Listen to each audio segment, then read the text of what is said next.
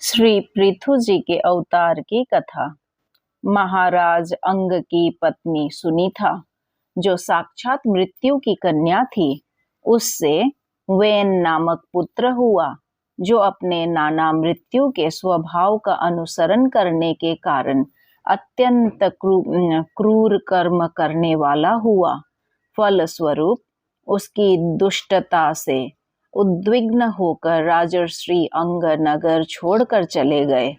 राजा के अभाव में राज्य में अराजकता न फैल जाए, इसलिए ऋषियों ने और कोई उपाय न देखकर वैन को अयोग्य होने पर भी राजपद पर अभिषिक्त कर दिया।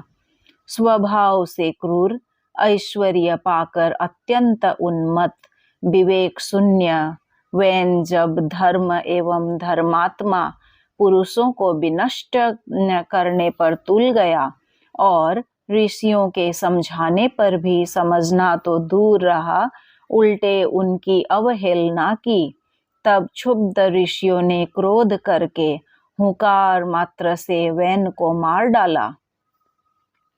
परंतु कोई राजा नहीं होने के कारण लोक में लुटेरों के द्वारा प्रजा को बहुत कष्ट होने लगा। यह देखकर ऋषियों ने वैन के शरीर का मंथन किया। प्रथम जांग का मंथन किया तो उसमें से एक बौना पुरुष कुरूप काला कलूटा उत्पन्न हुआ, और जब उसने पूछा कि मैं क्या करूं, तो ऋषियों ने कहा, निषिद्ध बैठ जा। इसी से वह निषाद कहलाया। फिर वैन की भुजाओं का मंथन किया तो एक स्त्री पुरुष का जोड़ा प्रकट हुआ। ऋषियों ने पुरुष को पृथु नाम से एवं स्त्री को अर्ची नाम से संबोधित किया। ऋषि ब्राह्मणों को श्री पृथु जी के हाथ में बिना किसी रेखा से कटा हुआ चक्र का एवं पांव में कमल का चिन्ह देखकर बड़ा हर्ष हुआ कि पृथु के रूप में साक्षात श्री हरि के अंश ने ही संसार की रक्षा के लिए अवतार लिया है, और अर्ची के रूप में निरंतर भगवान की सेवा में रहने वाली श्री लक्ष्मी जी ही प्रकट हुई है। सुंदर वस्त्र और आभूषणों से अलंकृत महाराज पृथु का विधिवत राज्याभिषेक हुआ। उस समय अनेक अलंकारों से सजी हुई महारानी अर्ची के साथ वे दूसरे अग्निदेव के सदृश जान पड़ते थे। सब लोगों ने उन्हें तरह तरह के उपहार भेंट किए।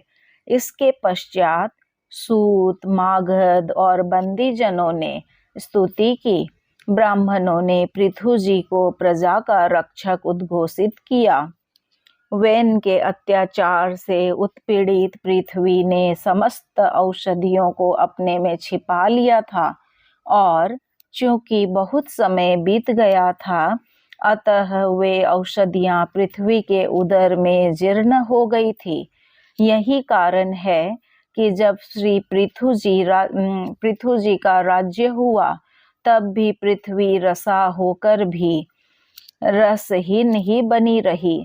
फलस्वरूप भूख के कारण प्रजाजनों के शरीर सूख कर कांटे हो गए थे। उन्होंने अपने स्वामी पृथु के पास आकर कहा। तब पृथु जी ने क्रोध में भरकर पृथ्वी को लक्ष्य कर बाण चढ़ाया।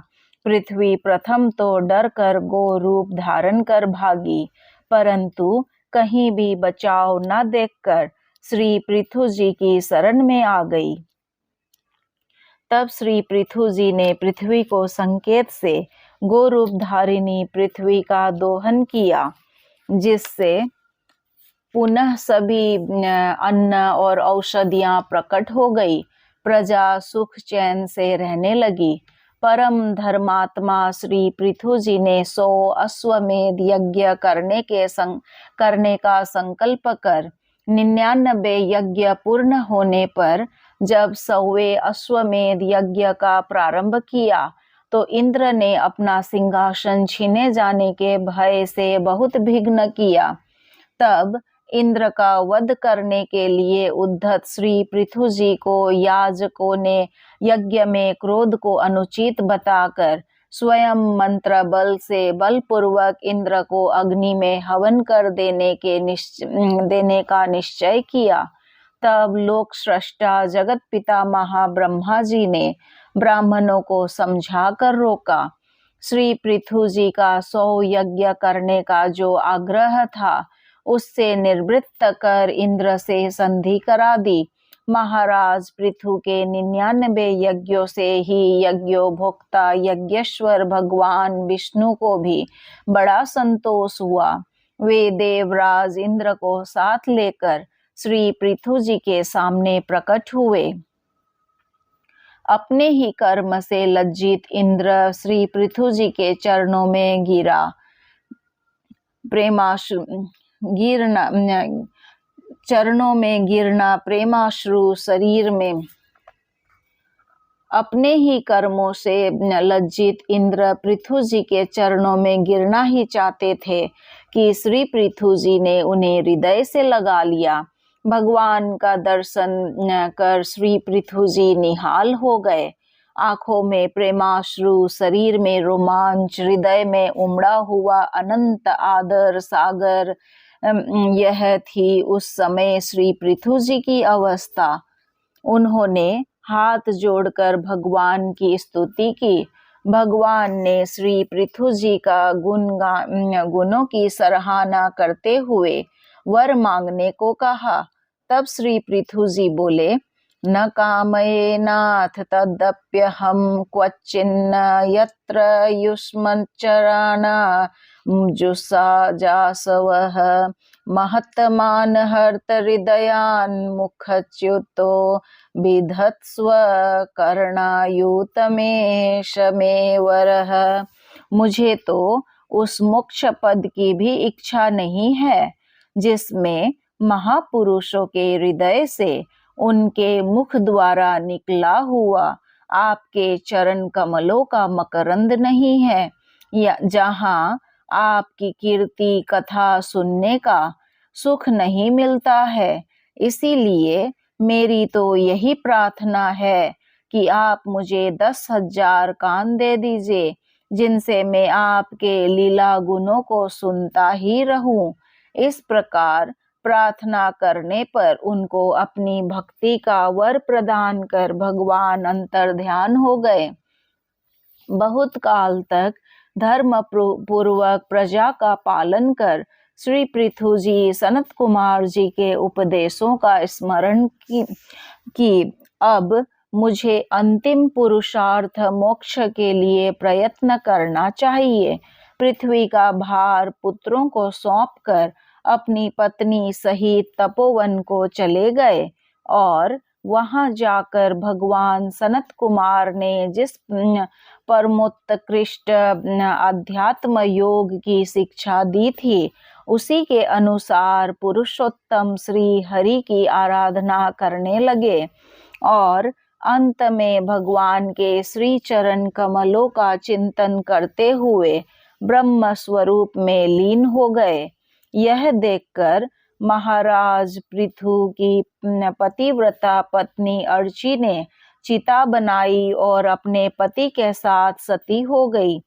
परम साध्वी अर्ची को इस प्रकार अपने पति वीर पर पृथु का अनुगमन करते देख सहस्त्रों वरदानी देवियों ने अपने अपने पतियों के साथ उनकी स्तुति की।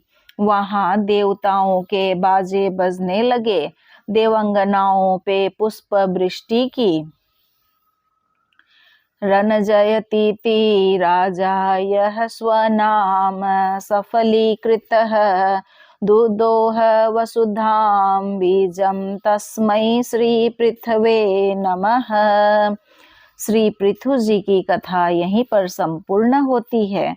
अब आगे की कथा में हम सुनेंगे श्री हरि अवतार की कथा।